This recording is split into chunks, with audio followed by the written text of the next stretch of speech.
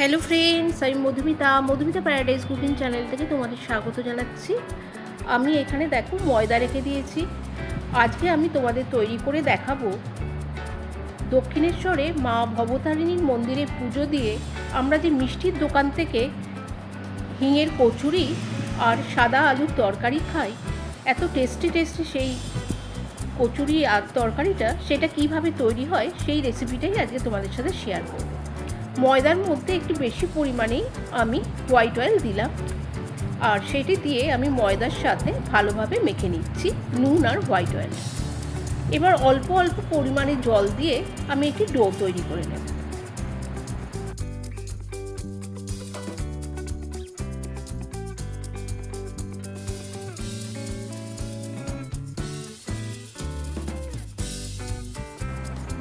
এবার আমি আলুর সবজিটা রান্না করব। তার জন্য কড়াইতে পরিমাণ মতো সর্ষের তেল দিয়ে গরম করে নিয়েছি, আর তার মধ্যেই দিচ্ছি ফোড়নে হিং।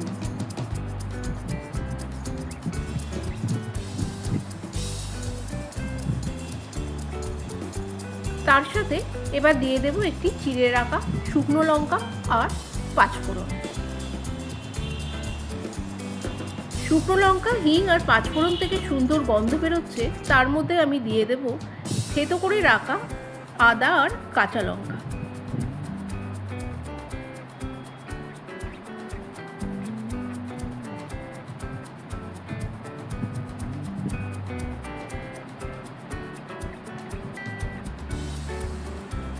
আর খুবই অল্প পরিমাণে হলুদ গুঁড়ো।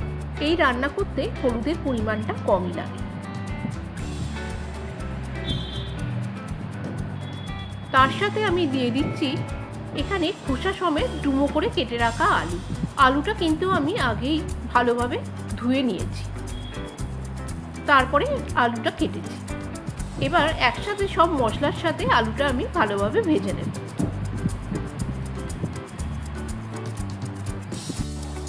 মশলার সাথে আমার আলু ভাজা হয়ে গেছে। এরপরে আমি মিশিয়ে দিচ্ছি পরিমাণ মতো নুন। আরেকটি সিক্রেট মশলা মিষ্টির দোকানে ব্যবহার করা হয়, সেই মশলাটি কি সেটাও তোমাদের আমি দেখিয়ে দেব। এখন পরিমাণ মতো জল দিয়ে আমি তরকারিটা সেদ্ধ করে নেব। এবার আমি তোমাদের দেখাবো হিং দিয়ে যে ছাতুর কচুরি তৈরি করব তার পুরটা। এখানে আমি 7-8 ঘন্টা আগেই ছোলার ডাল ভালো করে ধুয়ে জলে ভিজিয়ে রেখেছিলাম।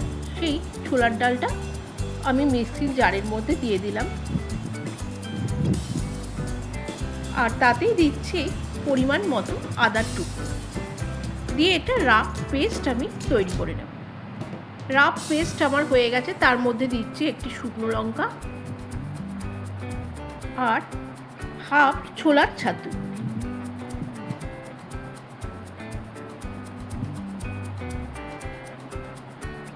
এর মধ্যেই এবার আমি দিয়ে দেব পরিমাণ মতো নুন,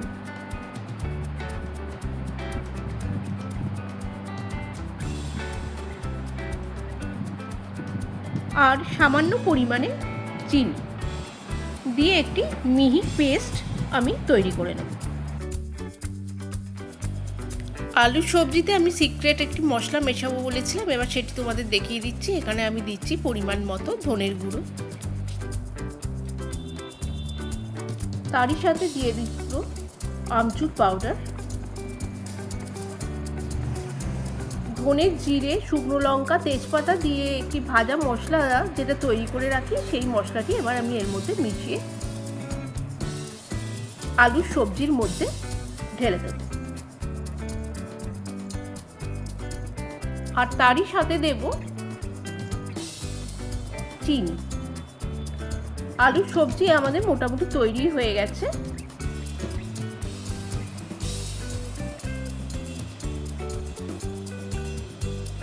ভালো করে মিশিয়ে দিলাম। এবার আমি কচুরির পুরটা তৈরি করব।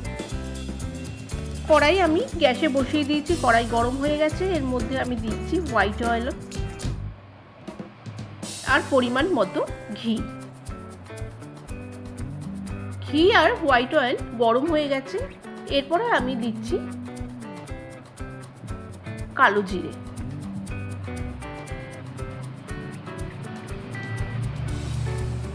কালো জিরে থেকে সুন্দর গন্ধ বেরোচ্ছে। এরপর যে পেস্টটি আমি তৈরি করে রেখেছিলাম সেই পেস্টটি আমি কড়াইয়ের মধ্যে দিয়ে দেব।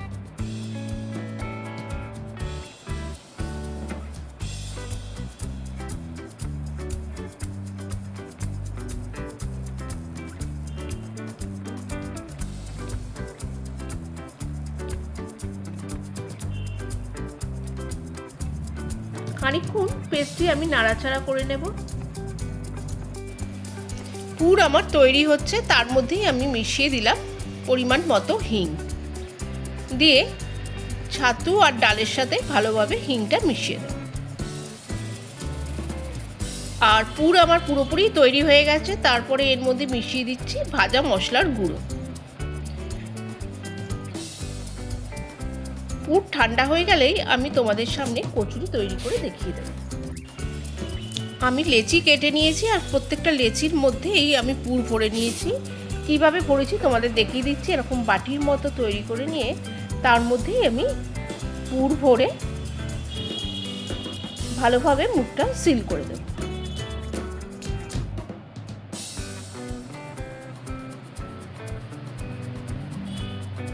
এরপরেই তোমাদের সামনে আমি বেলে ভেজে দেখিয়ে দেব কচুরি। এবার কচুরিগুলো আমি বেলে নেব। আলতো হাতে কচুরি বেলতে হবে, বেশি চাপ দিয়ে বেললে পুরটা বেরিয়ে যাবে।